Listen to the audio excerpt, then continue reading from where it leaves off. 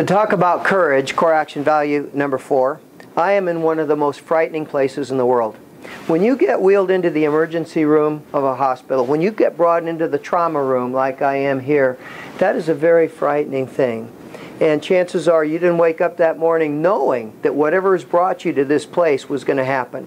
And the more you can ahead of time work on building that strength of character, that personal courage, when it does happen, the more likely you're going to respond in a way that does reflect who you want to be when you're being your best self.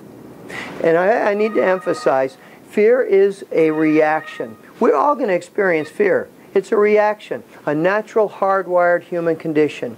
Courage, on the other hand, is a decision. There is no courage gene. You make a decision to act in the face of fear. And think about this.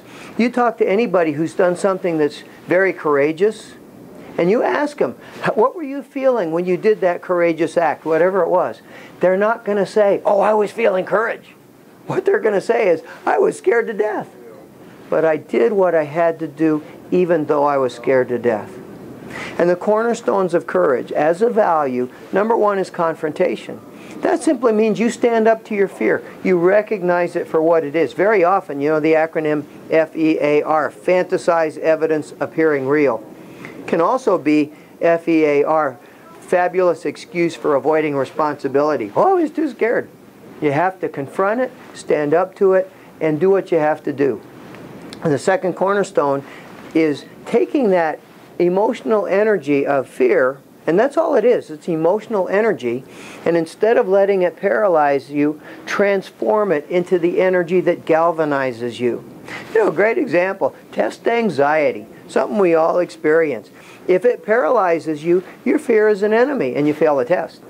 On the other hand, if it gets you out of the bar and into the library because you know you're not ready, then fear has become your ally. And one of the things we talk about in this course is how do you make fear work for you? Because a little bit of fear, a little bit of anxiety can be a good thing if and only if you act on it. And that's the third cornerstone, is action.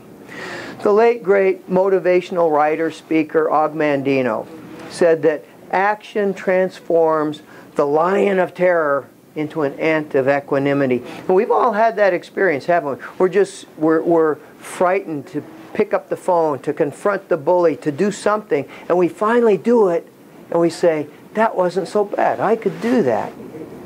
And the fourth cornerstone is connection. There is nothing more frightening than feeling like you are isolated all alone. And the more troubling, the more terrifying your circumstances, the more important it is that you find connection with other people. A lot of my volunteer work is with support groups. People who have cancer, people who are addicted to drugs or alcohol, people who have suffered some sort of a tragic loss.